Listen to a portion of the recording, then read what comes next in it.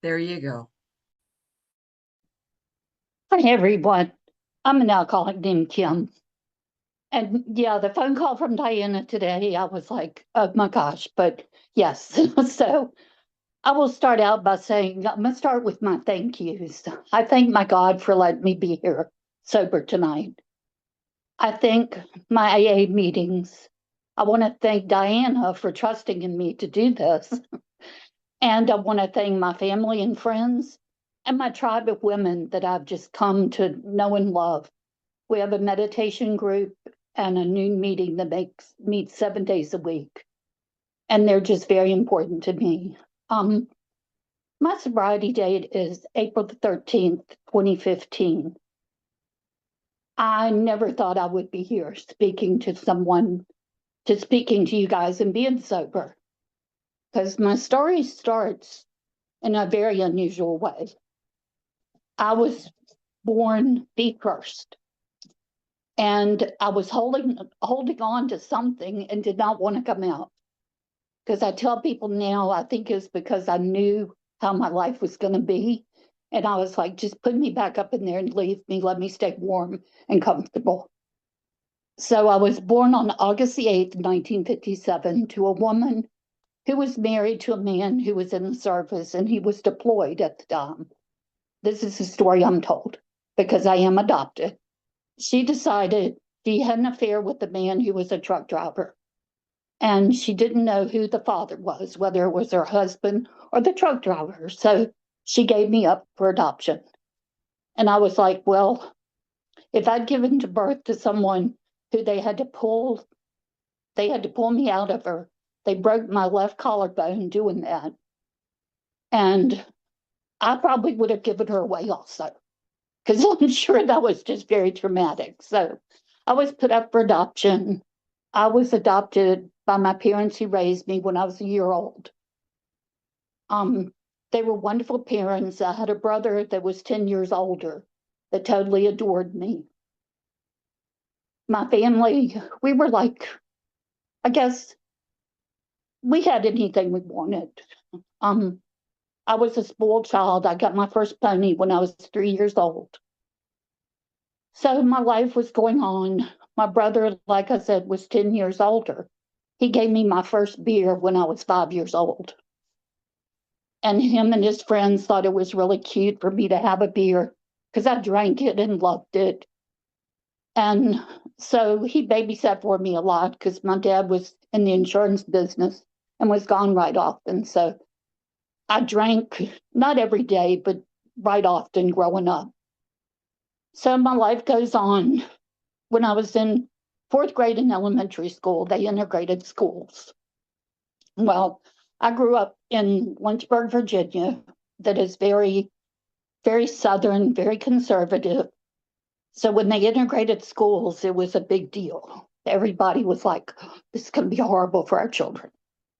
So when they brought the kids into my fourth grade class, there was this little boy that I fell in love with, and I told my best friend that I was going to marry him. We're in fourth grade, and she's like, "Yeah, right." She's like, first off, your dad will kill you. Second off, what do you talk about being married? That was not.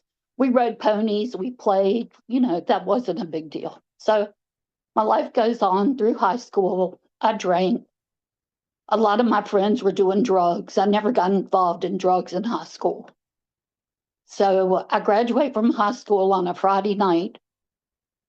My parents had a hard time with me. I wasn't an easy child. I've always sort of, I guess you say, walked to a different beat than most kids or most people. I've always done what I wanted to do. If there's a straight path going somewhere or you have a rocky hillside going up, I'm going to pick the rocky hillside. I'm not going to do the easy path because that's too easy. There's nothing exciting. Because I always love to, you spin around real fast as a kid, you get dizzy and you fall down. Well, most kids stop. Well, I get up and do it again because I like that feeling of just out of control. So that's why drinking was very important to me. I could do that and be out of control, and everybody laughed and thought it was funny. So I graduated from high school on a Friday night. My parents shipped me off to college the next morning at 7 o'clock. Well, I got home at 6:30 from the after graduation party, and they're waiting for me to get home because, of course, I hadn't been home all night. So at 6:30 in the morning, I show up, and they're like, "We're leaving at 7." I'm like, "Okay, let's go." I'm like, don't think anything about it. So I go off to college, and I was a biology major with a minor in chemistry because I'd always wanted to be a vet. That was my goal. Well, I get to college and I'm like, wow, I can do whatever I want when I want. Nobody's watching me, nobody's whatever. So, of course, I take up really hard drinking in college. It was like, that was one of my courses, was like, I went to a Baptist college in North Carolina, but it was like, let's just see how much we can drink. So my college life goes on. My boyfriend that I met in fourth grade ended up being my at-home boyfriend, but then I had a college boyfriend also because you have to, back in those days, you had to be balanced. You always had something to do when you were either at home or at college. So my home boyfriend would come visit me and stay with my college boyfriend while he was there. So I was like, when I look back on it now, I'm like, I was definitely crazy, but I don't know. I just could do that. So life goes on. I'm drinking. I come home from college, and my dad had sold my horses when I was at college and hadn't told me. So I got upset with them over that. And after that, my life really just took a turn. I just didn't care about school. I went back to college for a year, and I came home right before Christmas. Later on in my story, I'm going to tell you about what happened and why I came home at Christmas. But for now, I'm going to skip that part and I'll come back to it later on. So I come home at Christmas. I tell my parents I'm quitting college. They're like, you've got to get a job. So I got a job working at the Humane Society with my best friend. So, of course, we could drink and do whatever we wanted. Because when you're working in the Humane Society, it was a good job for an alcoholic. So I end up in 1979. I married the guy that I said in fourth grade I was going to marry. We got married. Of course, my parents have a fit. I wait till I'm in the Outer Banks in North Carolina. It's probably about 8 hours maybe from Lynchburg, because I figured it was far enough away to tell my dad that he wouldn't come and kill me. So I waited till we were there to call him. And my life goes on. I drink. My husband and we're both alcoholics. I don't know it at the time. I just thought we both liked to drink. Well, in 2002, I mean, we always went to work. He worked the same job for almost 30 years. In 2000, end of 2002, he started getting sick. And I took him to the doctor and we found out he had cirrhosis of the liver. So he's like 44, 45 at this point. He passed away May 20th, 2005 from cirrhosis of the liver. He was 6'4", weighed about 265. He worked on the railroad. When he passed away, he weighed maybe 100 pounds. Just a big stomach. And I took care of him the whole time he was sick. Of course, I'm still drinking. He's still drinking. It's just it was crazy, but I survived it. We'd been married for almost 26 years. When he died, it was like all of a sudden I have freedom again. I'm not married anymore. He's gone.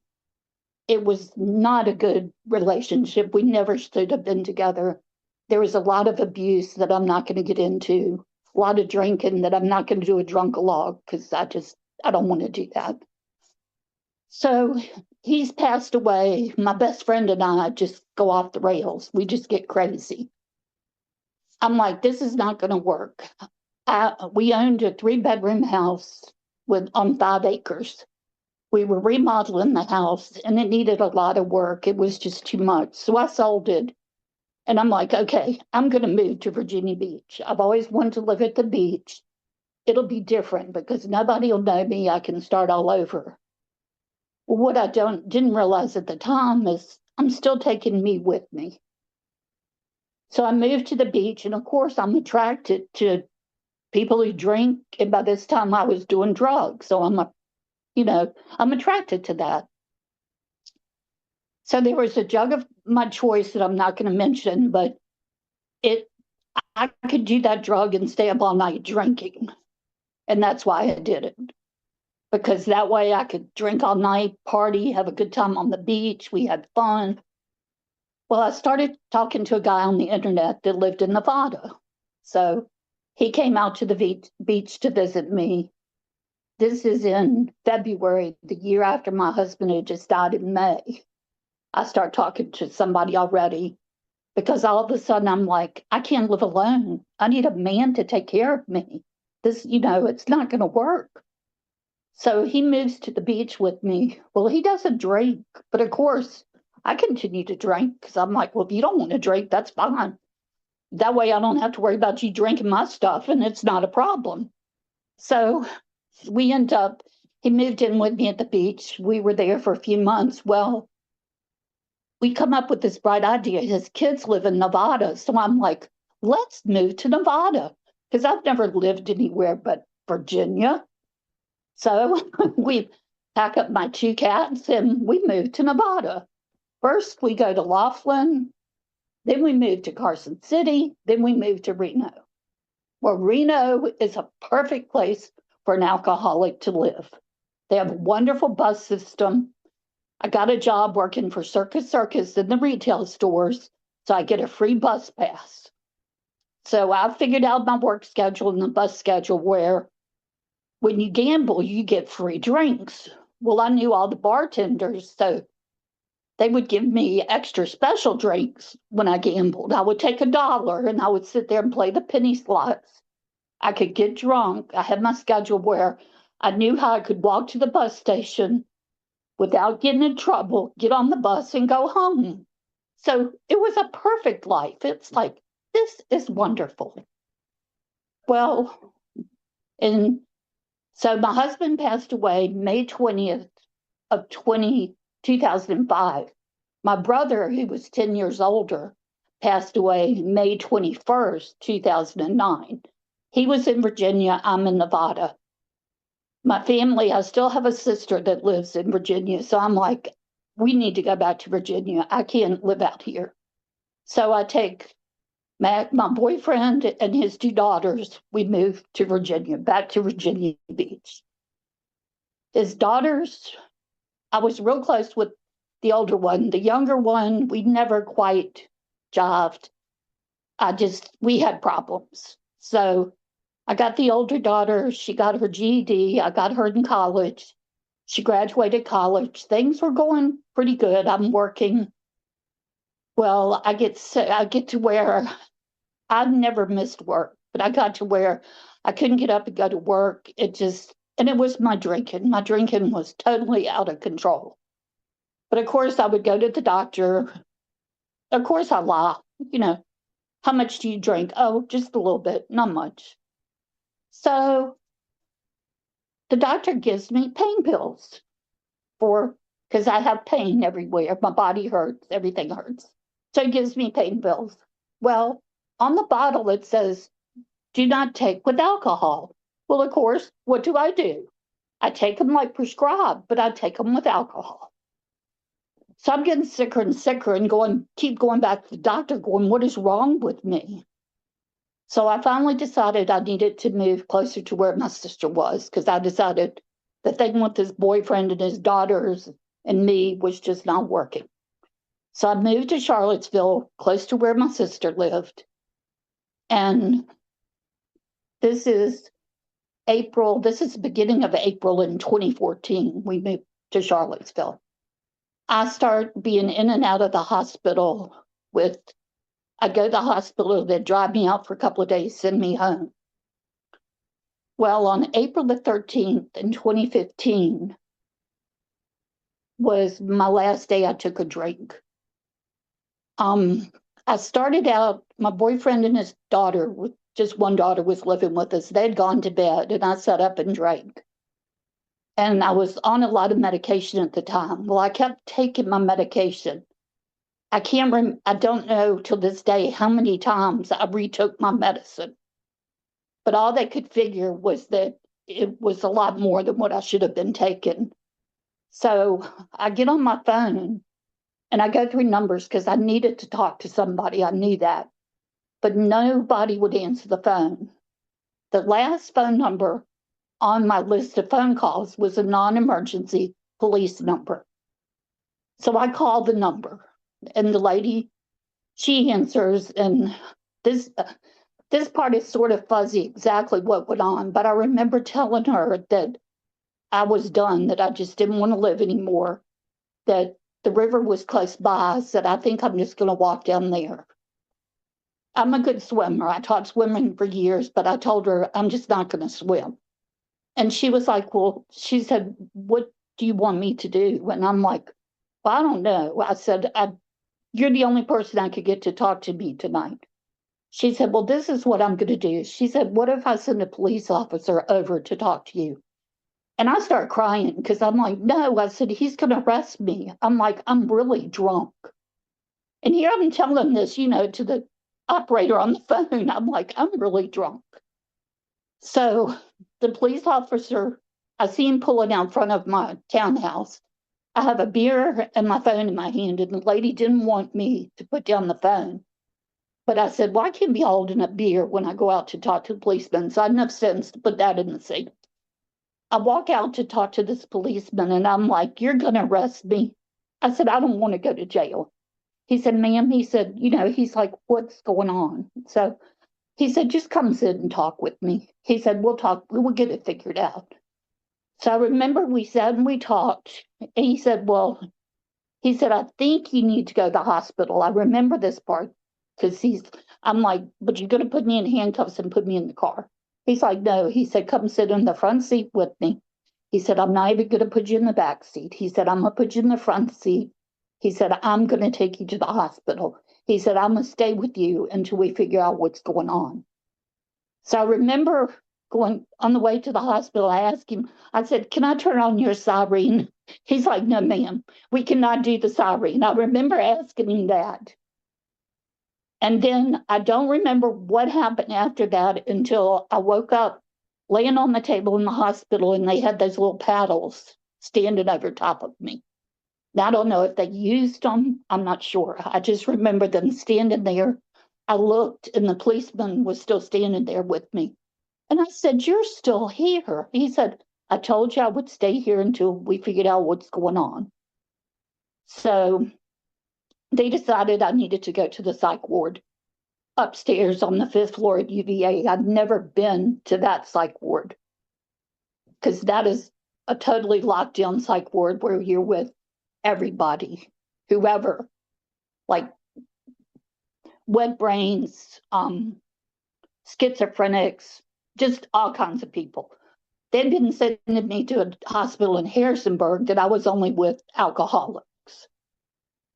So I'm like, oh my gosh. So they get me up there. Well, I'm being a total you know what. Because I'm like, I don't want to be here. This is ridiculous. I'm not crazy. There's nothing wrong with me. There's something wrong with y'all. Well, that lasted for a few days. Well, there's really not much to do when you're in the psych ward. But they told me they bring AA meetings in. Did I want to go? So I'm like, okay, I'll go for something to do. I go to walk through the door to where these two guys are sitting to talk to me, and I just bust out crying. I cried through the whole meeting.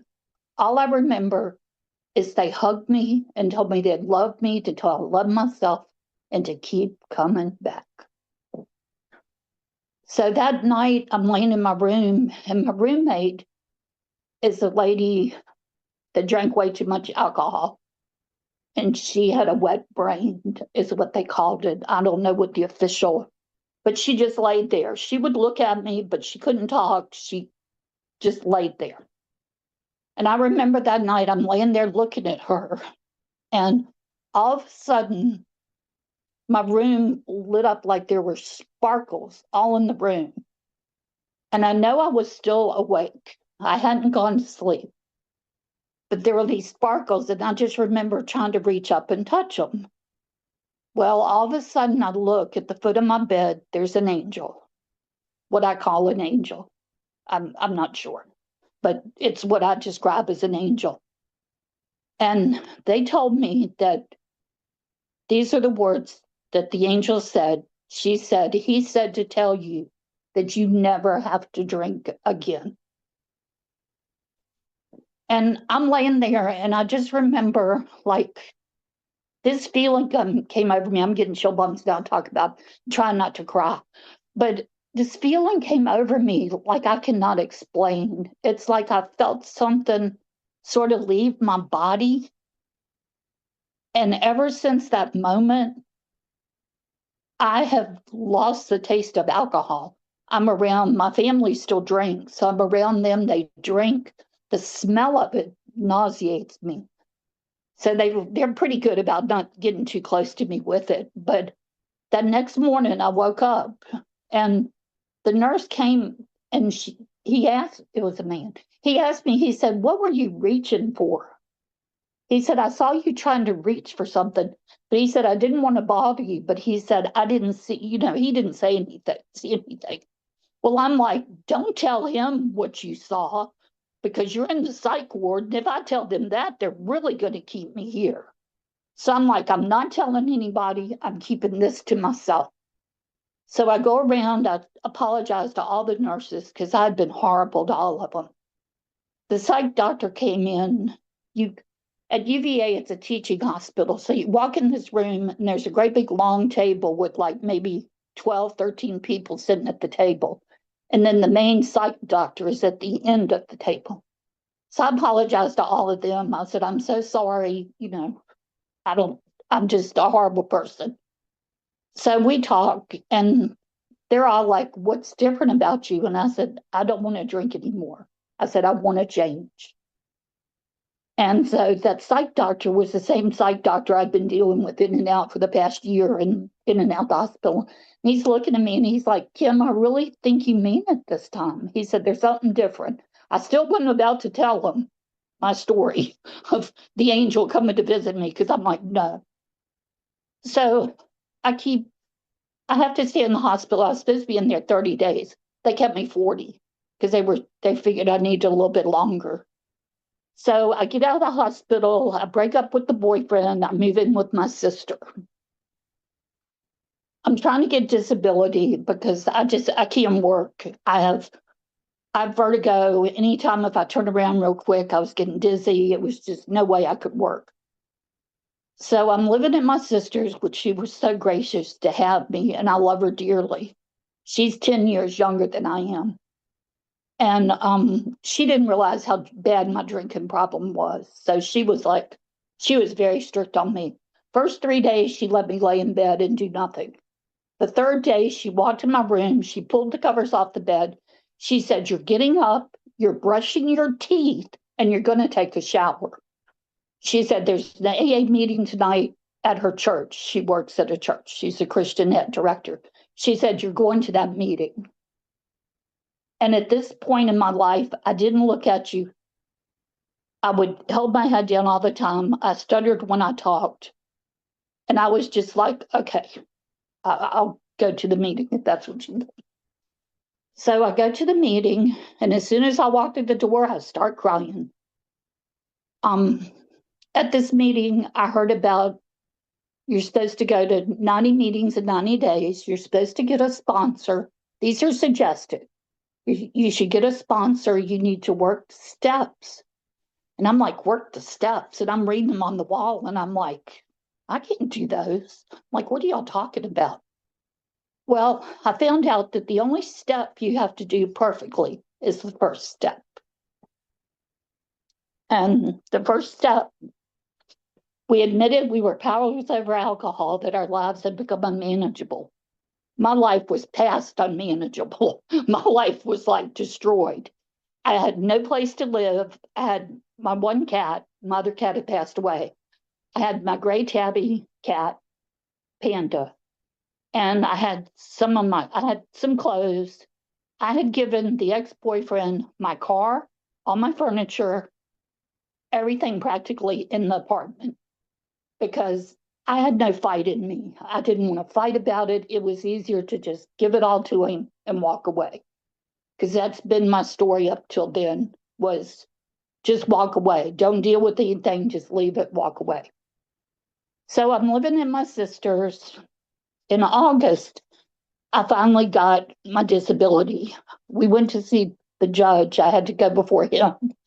Well, he said there's no way she can work. He signed my disability right then and told me, which he wasn't supposed to do. He said, you'll get your disability. He said, go home and get well. He said, take care of yourself. So I go back to my sister's. You get like a lump sum of money. So I was like, well, I need a vehicle. So I found a Toyota truck that I love. It's a 1999. I adore it. It's green. It's my baby. I still have her. I found a trailer for sale right outside Bedford. Well, I grew up in Bedford County, so I'm like, I want to go home. Well, I'd gotten a sponsor, and my sponsor is like, you're really not supposed to make major changes for a year. But she said, this is what we're going to do. She said, you make a list of all the meetings you're going to go to, what time, where they are. She said, I will let you move on those conditions. So I did that. I moved right outside Bedford into a trailer park, which I thought, oh, this would be great. I love this. This is cool. So I'm living in a trailer park. That was really a nice trailer park. But so I'm start going to meetings in Roanoke, Bedford, and Lynchburg. Roanoke's about 25 minutes away. Lynchburg was about 25. I was going to a meeting 7 days a week. So in about a month, my sponsor said, I'm going to come down and visit you. She said, I want you to take me to one of the meetings you're going to, and we'll go out to lunch. So I'm like, well, that's weird. Why does, I was great to see her, but I was like, why is she coming down here? So I take her to the meeting and we walk in and people are like, hey, Kim, you're back. And, I'm introducing her. And she looked at me and she's like, oh, you are going to meetings. And I was like, well, I told you I was going to meetings. She said, well, she wanted to make sure. She said, well, people know you, so you're going to meetings. So we go out to lunch. She goes back to Charlottesville, but she tells me, you've got to find a sponsor closer. Because back then, it wasn't really Zoom, all that kind of stuff wasn't going on then. So I finally, about a year later, I got a sponsor here in Bedford. And we worked through the steps. I wasn't honest. This is going to come back to a story I went over that I'll explain better. So I go through the steps with this new sponsor. We get through the steps. Well, we sort of have a disagreement, and I put my nose into her business where it didn't belong. She invited me in. I shouldn't have done it. And she couldn't be my sponsor anymore. It just was not going to work. So I went about a year and a half without a sponsor. So I'm at a noon meeting in Bedford, and this lady comes in. She's on a walker and she's boo-hooing crying.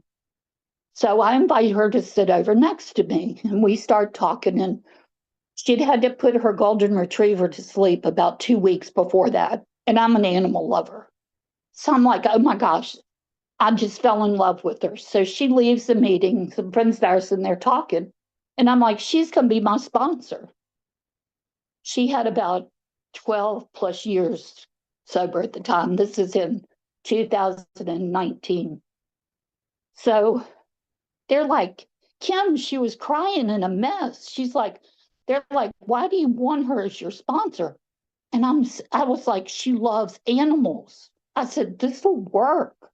And everybody's like just shaking their head at me because, of course, I never do exactly what the right you do. And they ended up sort of being scared of her, but she was the best thing that ever came in my life. She passed away May 2nd of 2022. I learned more from her in that little bit of time she was in my life than I have from anybody my whole life. She talked to me about being honest and open-minded, because I can be a little hard-headed. I try to be open-minded, but it's a battle. So we went through the steps. And I thought I was really doing a thorough steps with her. So when you get to the one where admitted to God, to ourselves, and to another human being the exact nature of your wrongs, which is step 5, I went through it with her and told her like everything in my life except for one thing, which I never had talked about to anybody since it happened. She kept asking me, she said, "Are you sure this is all? There's nothing else." It was like she could see inside me. This woman was amazing to me. And no, I'm like, that's all. I don't have anything to tell you.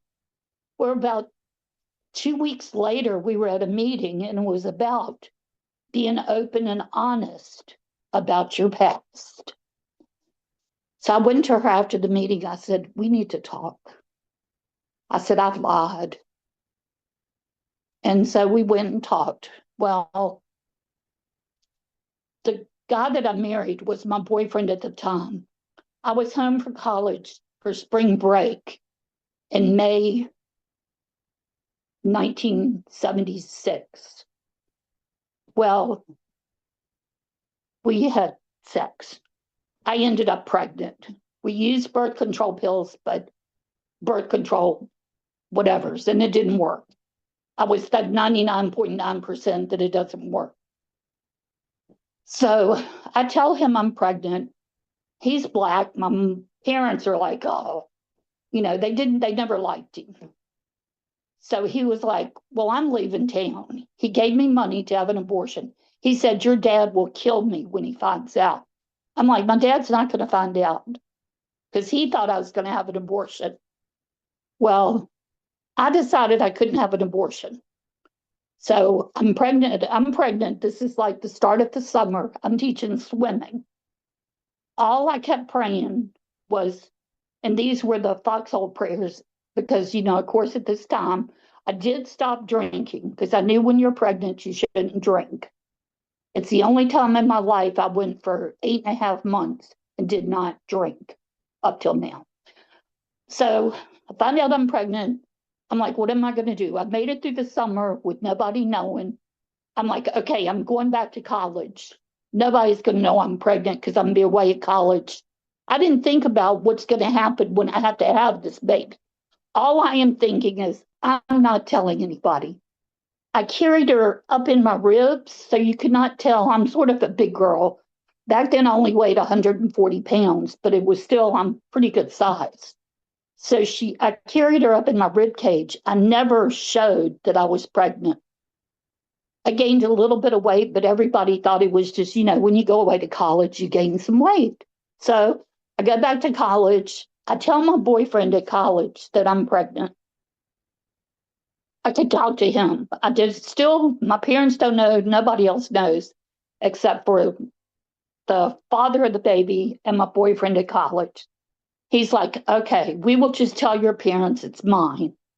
Because he was from Iran and he was probably darker than my boyfriend. So he's like, "We'll just say I'm the father." I'm like, when I look back on this, I'm like, these guys were crazy. The way they took care of me. I've always had guys in my life take care of me. So, okay, so I'm at college. I make it through till December. Well, she was due, I figured, by my addition was like probably in February. So I'm like, okay, I'm going to quit college in December and I'll just figure it out after this. So I go home, month of January 30th, we go skiing. Okay, now I'm pregnant and I'm skiing. I love to ski, always have. But I'm very careful. I don't go on, I stay on like the small slopes without many bumps, just sort of easy, whatever. When my water breaks, do I tell anybody? No. So we get in my dad's car. We're driving back to Lynchburg from skiing. I'm sort of having slight contractions, but not bad. But I still don't say anything. We get home. I take a shower. I go to bed. So this is the 30th. I wake up on the 31st. My mom comes in and she goes, "Why aren't you dressed for school?" And I'm like, "Mom, you need to sit on the bed because I need to tell you something."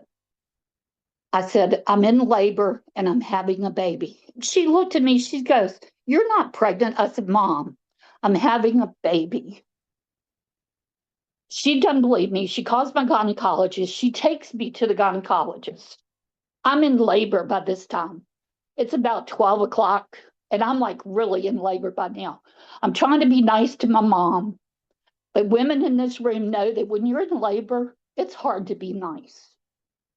So she takes me to the doctor. The doctor's like, "Jean, she's having a baby. Get her to the hospital now." Well, his office was right around the corner from the hospital. So all the way to the hospital, that drive, my mom is hollering and screaming at me. So I sit there, I let her do it because I know I put this woman in terrible shock. I get to the hospital. I have my daughter at 128. Well, I had already made plans to give her up for adoption. I had done paperwork, I'd done everything I needed to do through the exact same home society in Roanoke that I had been adopted through. So I don't ever see her. I don't want to see her. I don't want to hold her. Just go away. So my dad comes. Well, my dad, my dad is a big person that believes in how things look, how things are. He came in my room hollering at me, telling me he's totally ashamed of me. He can't believe I've done this to the family. Um, he said, "I'll take care of it." And I explained to him, I already had the paperwork done, whatever. He's like, "Have you seen her?" I said, "No, I haven't seen her. I don't want to see her. Just, I'm giving her up for adoption." Well, I decided that night I wanted to go see her. So I get up and go. Well, my dad has had her taken to Roanoke already. He pulled strings and had her taken from that hospital to Roanoke. So I never saw her. My dad told me, "We will never speak of this. I don't want to hear about it." So for the rest of my life, until I finally told my sponsor back in 2019, was the first person I had ever told. So I told her, I said, "I have lied." And she said, "No, you didn't lie." She said, "You kept a promise." She said, "There is a difference." And I've learned that being in AA. There's a difference between right out lying and keeping promises. And it was a promise I'd made to my dad. So when I did my amends letter to my dad, that was one of the main things we talked about because I was a daddy's girl. And now I understand I broke that man's heart by by having a baby, by marrying my husband. And I told my dad that I love him dearly and I am so sorry for everything I did. And I truly am. So my life went on. COVID started. Well, December of 2019, my sister gave me a DNA test to to find my family because I'm having a lot of health issues, and the doctors wanted to know family history. So I'm like, okay, I'll do the DNA. I sent it in. I got a thing from Ancestry.com in January saying it was going to be a while before they would get my results back because a lot of people had bought the test because they had it was on clearance or something. So on January 31st, which, if you remember, is my daughter's birthday, I opened my email and Ancestry.com said, "Your DNA test has come in and there's a match to you that says it's your daughter." And I'm like, I'm getting chill bumps again, and I'm going to really try not to cry. So I open it up, and sure enough, she pops up. She looks exactly like my husband that passed away. They could be twins. So it said that she'd been looking for me for many years. And that she told me where she, was born. She knew all the information. So I called my sister and I told her what had happened. And she starts crying because that's what she wanted. She wanted me to find my niece and my medical history, but mainly she wanted to meet her niece. So She's like, well, did you write her back? And I said, no, I called you. She said, get off the phone and write her. So I write her back, and this is her birthday. I write her and I explain to her that, whatever, that I'm putting it in her hands. If she wants to meet, fine. If not, well, it was about a week went by and I hadn't heard anything. So finally, I got an email back from her that said, yeah, she wanted to meet me, but COVID had started. And like, where could we meet? Whatever. Well, we ended up meeting in April of 2020. She came to my sister's in Charlottesville. Her mom lived in Charlottesville. She lived in Roanoke. Come to find out, she'd grown up all around me her whole life. She'd lived in like Charlottesville, all that area. So we met. I met her mother. Well, I'm like, okay, I've met her. I told my sister after they left, I hugged my sister. I was like, I've met her. That's great. Whatever. Well, she called me a while later and we started talking. And we talk. We sound almost exactly like each other when we talk. We talked for we'll get on the phone and talk 2 or 3 hours. She calls me every day, sometimes twice a day. She goes, excuse me, she got laid off from her job this second. She got laid off from her job about a year and a half ago. So she's gone back to school. Excuse me. She's gone back to school. She's going to graduate in May with a degree. She's doing office management for like hospitals. She's doing medical records. She's done medical coding, and she's graduating from high school. 5 minutes, Kim. 5 minutes. So we have a relationship where I never thought I would have a relationship with my daughter. So my life, I live in an apartment with Bedford with 2 crazy cats that I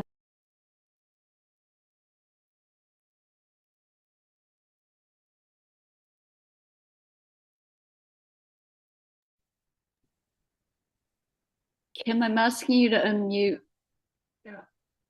You're unmuted, Kim. You're muted, okay, Kim. there we go. Sorry, I'm on my phone. I don't know what happened.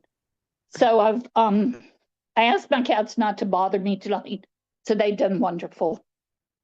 I am happier than I ever thought was possible. I've been sober for almost 11 years, which I never in my wildest dreams thought that would happen. All I've done is work the steps, have a sponsor. Well, I have a co-sponsor now. She's here this evening. I have a co-sponsor. I still am in touch with my grand sponsor and my grand sponsor that was from my sponsor that passed away. I talk with them. I go to at least one meeting every day, sometimes, usually more. But Alcoholics Anonymous has given me a life that I never thought was possible. And something I'm going to read a little paragraph out of the big book. It's my favorite part of the big book. Everyone who knows me knows I love this section. It's out of Acceptance Was the Answer from page 417. And acceptance is the answer to all my problems today. When I am disturbed, it's because I find some person, place, thing, or situation, some fact of my life unacceptable to me. And I can find no serenity until I accept that person, place, thing, or situation is being exactly the way it's supposed to be at that moment. Nothing, absolutely nothing, happens in God's world by mistake. Until I could accept my alcoholism, I could not stay sober. Unless I accept life completely on life's terms, I could not be happy. I need to concentrate not so much on what needs to be changed in the world as what needs to be changed in me and in my attitudes.